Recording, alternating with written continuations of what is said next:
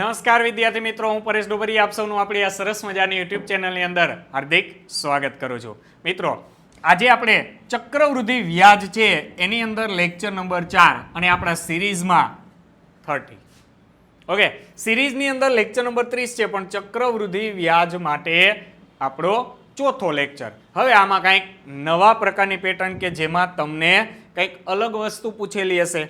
વ્યાજ જોઈ લીધું, 2 વર્ષનું 3 વર્ષનું કેવી રીતે ગોતવું, અને 2 વર્ષના અને 3 વર્ષના સાદા અને ચક્રવૃદ્ધિ વ્યાજનો તફાવત કેવી રીતે ગોતવો, એના વિશેની ચર્ચા આપણે કરી લીધી. હવે આની અંદર કાંઈક તમને મુદલ પૂછી હશે, કાં ટકાવારી કીધી હશે, અથવા સાદું ચક્રવૃદ્ધિ વ્યાજ આપ્યું હશે તો વ્યાજનો દર પૂછ્યો હશે, કાં મુદલ કેટલી થાય એવા કાંઈક ક્વેશ્ચન તમને પૂછેલા હશે.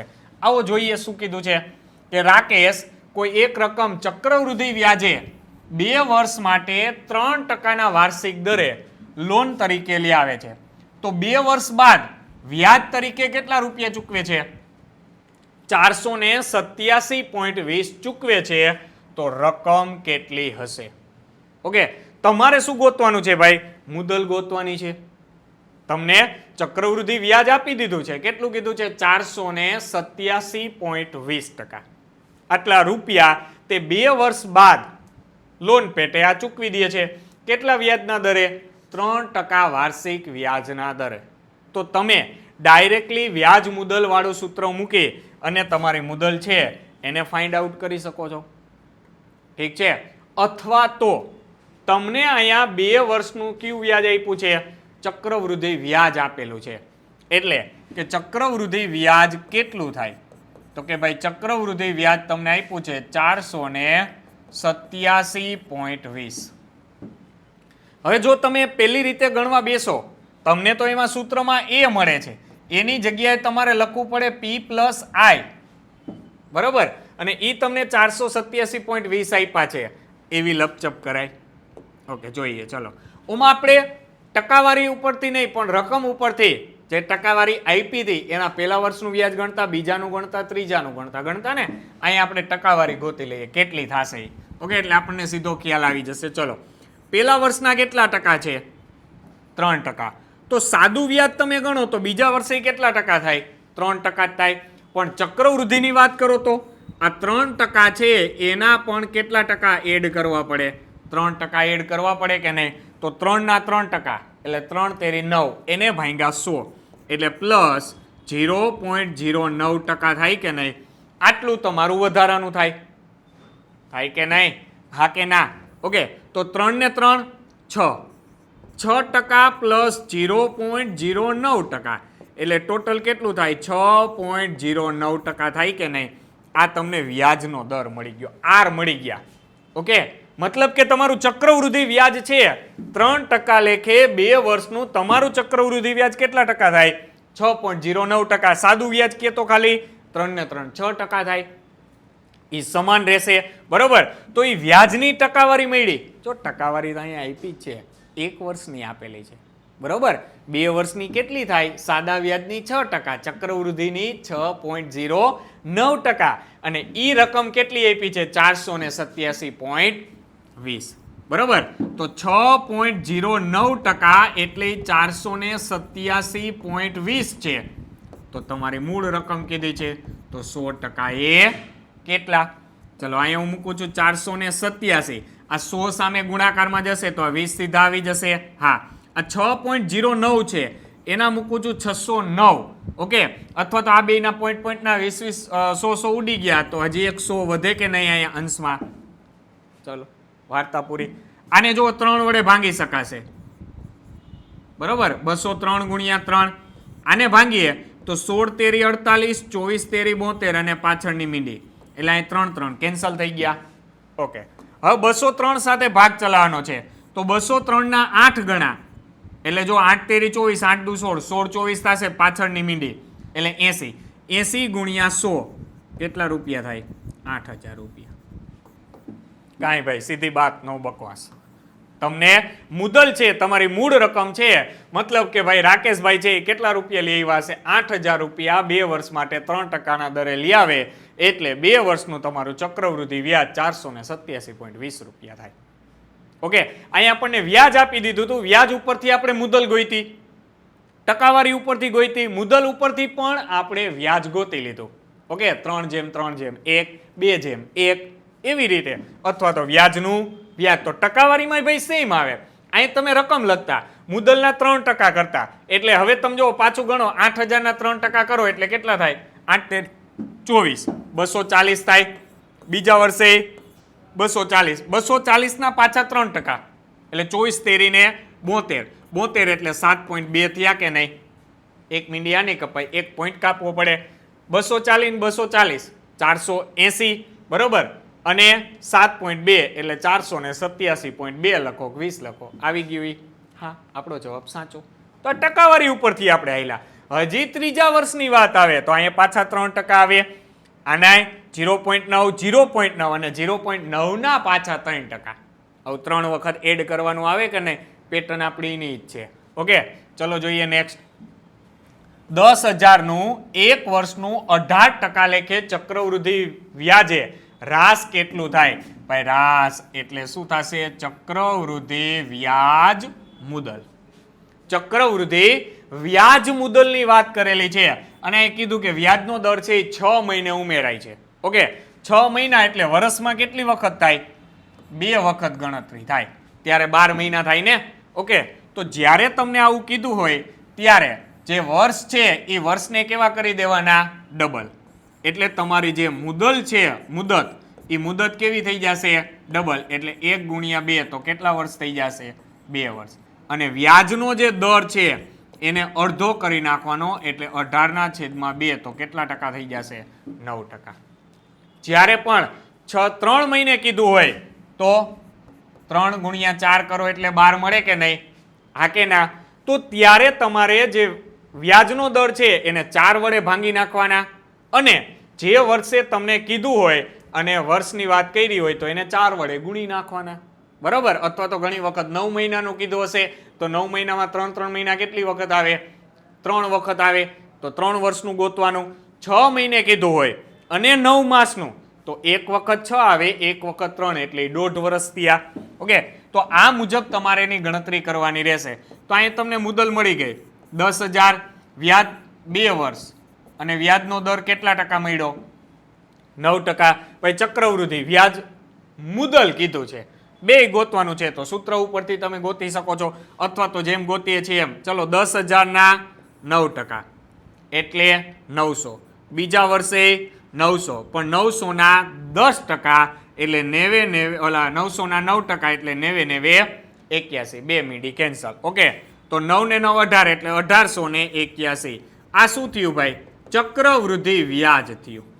ખાલી વ્યાજ મળ્યું. 1881 આવતો એવો જવાબ તમારો સાચો.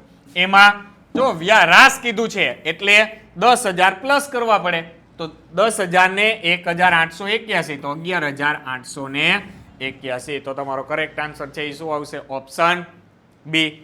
ઓકે, 10,000 પ્લસ કરી દો. 10,000 પ્લસ 1,881 તો 11,881.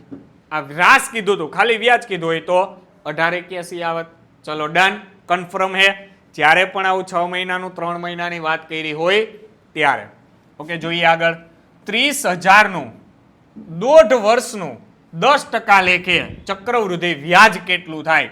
વ્યાજનો દર અહીંયા પણ 6 મહિને, તો 6 મહિને એટલે 6 દુને 12 તો વર્ષ કેટલા થઈ જશે? 2 વર્ષ. અને આને 2 વડે ભાંગી નાખવાના, 3 વડે ગુણવા પડે. 2 ને 3 વડે ગુણીનો ને 3 વડે ભાંગવાના. 10 ના અડધા કેટલા ટકા થઈ જશે? 5%. અને મુદલ તમારી કેટલી છે? 30,000. આ તમારી નવી રકમ બની ગઈ. કેમ? તો કે અહીંયા તમને સ્પષ્ટતા કરી છે કે ભાઈ વ્યાજનો દર 6 મહિને ઉમેરાય છે. 6 મહિના, બીજા 6 મહિના એટલે વર્ષમાં કેટલી વખત ગણતરી થાય? 2 વખત ગણતરી થાય. એટલે આપણે કેટલા વર્ષનું લીધું? 2 વર્ષનું. 6 મહિને એનું વર્ષ ગણાઈ જાય. બરોબર? અને વ્યાજનો દર છે એ અડધો થઈ જાય, કારણ કે આ વ્યાજનો દર તમને વાર્ષિક આપેલો હોય, 12 મહિનાનો આપેલો હોય, પણ 6 મહિને એટલે અડધો વ્યાજનો દર લાગે. ચલો ભાઈ, 30,000 ના 5%. ચક્રવૃદ્ધિ વ્યાજ જ કીધું ને 2 વર્ષનું, તો 30,000 ના 5% એટલે 2 મીંડી કાઢી નાખો, 5 તેરી 15 કેટલા થાય? 1500. બીજા વર્ષે 1500, પણ આ પહેલા વર્ષના 1500 ના કેટલા ટકા? 5% એડ, તો તો 15 પંચા 75 રૂપિયા થાય કે નહીં? તો કે હા સાહેબ થશે. બરોબર. સોરી, અહીંયા દોઢ છે, દોઢના ડબલ એટલે કેટલા વર્ષનું તમારે ગોતવું પડશે? 3 વર્ષનું. 75 થયા. ત્રીજા વર્ષે ફરી પાછા કેટલા? 1500. આ 1500 ના 5% એટલે 75. આ 1500 ના પાછા 5% એટલે 75 અને 75 ના 5%. તો 75 ના 5% એટલે આ કેટલું થાય? 375 થાય કે નહીં? ગુણાકાર અને 2 પોઈન્ટ કાપો એટલે પ્લસ કેટલું કરવું પડે? 3.75. ચલો ભાઈ બધાનો સરવાળો 15 તેરી 45, 75 7 તેરી 21 એટલે 210, 5 ને 5 10 એટલે 220 અને 5 બીજા એટલે 225 અને 3.75. ચલો 4500 અને આ 200 એટલે 4700 ઉપરના 25 અને 3 એટલે 28 એટલે 4700 ને 28 અને પોઈન્ટ પછીનો લબાચો એમનો એમ 4 હાથ 28.75. ચલો ભાઈ option A is your correct answer.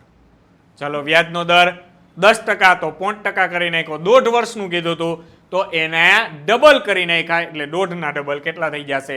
3 વર્ષ માટે આપણે 30,000નું ચક્રવૃદ્ધિ વ્યાજ કેટલું ચૂકવવું પડે? 4,728.75. ચલો ડન. ચોથો MCQ 10,000નું 8% લેખે 9 મહિનાનું ચક્રવૃદ્ધિ વ્યાજ કેટલું થાય? ચલો ભાઈ 9 મહિનાની વાત કરેલી છે. ઓકે, અને વ્યાજનો દર કીધું દર 3 મહિને, તો 3 ને તમારે કેટલા વડે ગુણવા પડે? 4 વડે ગુણવા પડે કે નહીં? ત્યારે 3 ચોકને કેટલા થાય? 12 થાય. મતલબ એક વર્ષમાં કેટલી વખત વ્યાજ ગણાશે? 4 વખત.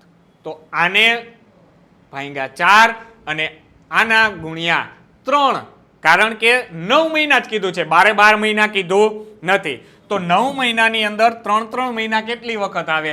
3 વખત આવે. પેલા 3 મહિના, બીજા 3 અને ત્રીજા 3 એટલે ટોટલ કેટલા વર્ષ કહેવાય? 3 વર્ષ કહેવાય. જોજો આ 9 મહિનામાંથી 3 વર્ષ કેવી રીતે કર્યા? ત્યાં ગુણ્યા 4 નથી કરી દેવાના. બરોબર. અથવા તમે ગુણ્યા 4 કરી દો તો 9 ચોકને 36, 36 મહિના થશે. 36 મહિના એટલે વર્ષ કેટલા થયા?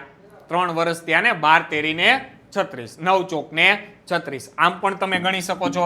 તો 9 ગુણ્યા 4 એટલે 36 મહિના, 36 મહિના એટલે 3 વર્ષ. અને આને વ્યાજના દર છે એને ભાંગ્યા 4 કરો તો વ્યાજનો દર R છે એ 8 ભાંગ્યા 4 એટલે કેટલા ટકા થઈ જાય? 2% થઈ જશે. અને મુદ્દલ તમારી એઝ ઇટ ઇઝ રહેશે. કેટલા રૂપિયા? 10,000 રૂપિયા. ચલો ડન. 3 ગુણ્યા 4 એટલે 12. તો 9 ચોકને 36, 36 ભાંગ્યા 12 એટલે 3 વર્ષ મળ્યા.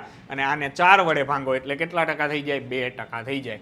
તો ભાઈ તમારે કેટલા વર્ષનું વ્યાજ ગોતવાનું છે? 3 વર્ષનું. તો ચલો 10,000ના 3 વર્ષ માટે. ચલો 10,000ના 3%. પેલા આપણે કરી નાખીએ 10,000ના કેટલા ટકા? સોરી 2%. 3 વર્ષ માટે કરવાના છે એટલે કેટલા થશે? 200 થશે. 2 મીંડી કેન્સલ. તો બીજા વર્ષે 200, ત્રીજા વર્ષે 200. ચલો 600 ની આસપાસ જવાબ આવશે. મતલબ આ 2 ઓપ્શન નીકળી ગયા એટલે વાર્તા પૂરી. 200ના ફરી પાછા પેલા વર્ષ માટે 2%. તો 2 મીંડી કેન્સલ. 2 દુને 4.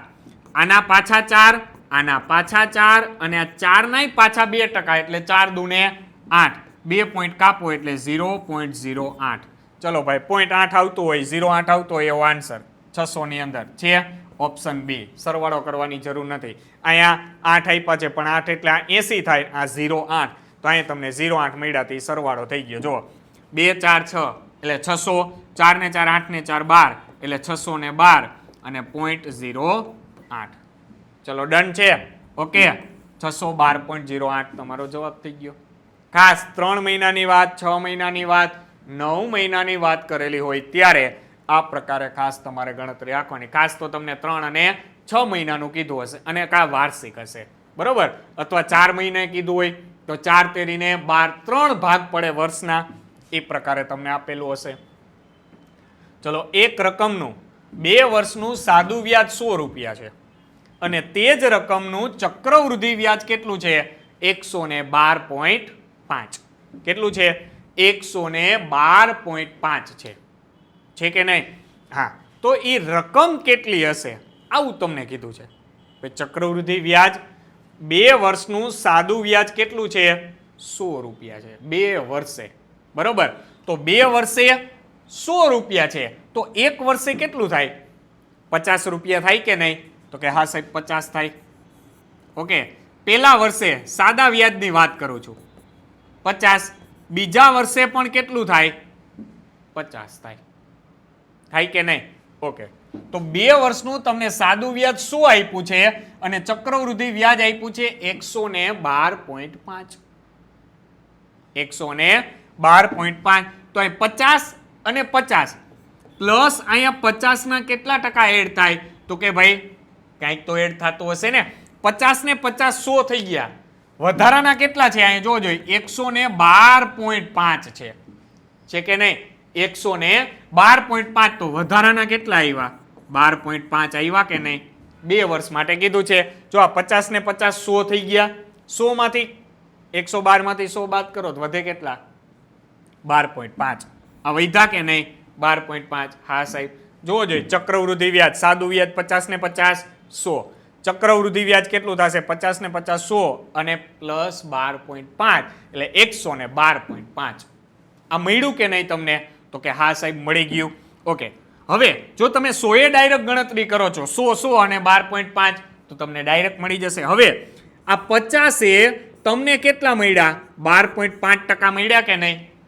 આ કે ના 12 રૂપિયા, તો 100 એ કેટલા? ચલો 50 ના ડબલ, 12.5 ના ડબલ એટલે 12 દુ 24 અને કેટલા ટકા વ્યાજનો દર થાય ભાઈ? 25% થાય કે નહીં? આ કે ના કેટલા ટકા થશે?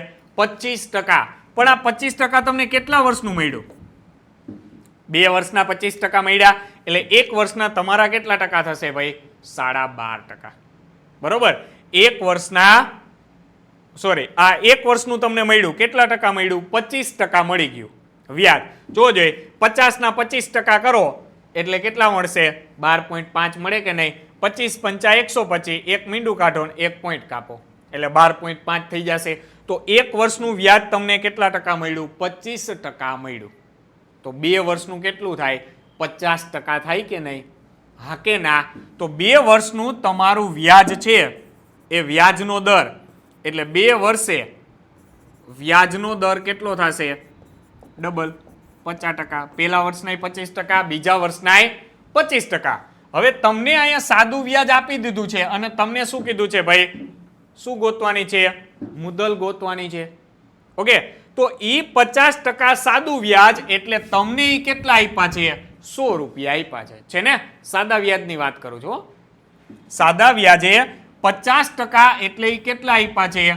100 રૂપિયા. 2 વર્ષનું આપી દીધું ને વ્યાજ, બરોબર. તો ઈ 50% થયું. પહેલા વર્ષનું વ્યાજ 25, બીજાનું 50 એટલે 50, 25 અને 25 આ 100 રૂપિયા. તો તમારી મૂળ રકમ છે એ હંમેશા 100% હોય. તો 100 એ કેટલા?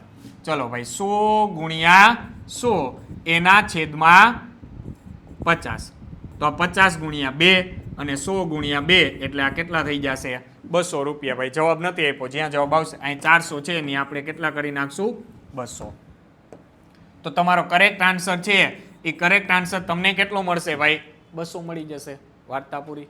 ફરીથી 50%, 2 વર્ષનું સાદું વ્યાજ કીધું તું 100 રૂપિયા એટલે 1 વર્ષનું 50, તો બીજા વર્ષનું 50.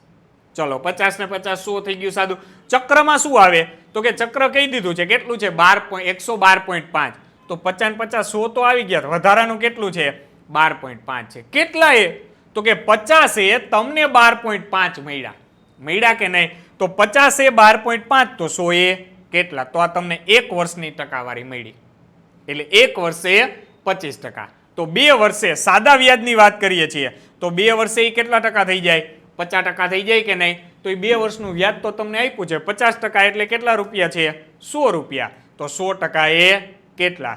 તો એ કેટલા થશે? 200. અથવા 50 ના ડબલ 100 તો 100 ના ડબલ કેટલા મળશે? 200. જવાબ મળે. ઓકે, આ પ્રકારે તમારે આની ગણતરી કરવાની છે. ઓકે મિત્રો, તો વિડીયો ગમ્યો હોય તો લાઈક અને શેર કરવાનું ભૂલતા નહીં અને ચેનલને સબસ્ક્રાઇબ કરવાનું ભૂલતા નહીં. નેક્સ્ટ વિડીયોમાં આપણે ફરી પાછા કંઈક નવા MCQ સાથે ફરી પાછા મળીશું. ત્યાં સુધી Tata bye bye, C you, thank you, જય હિન્દ, જય ભારત.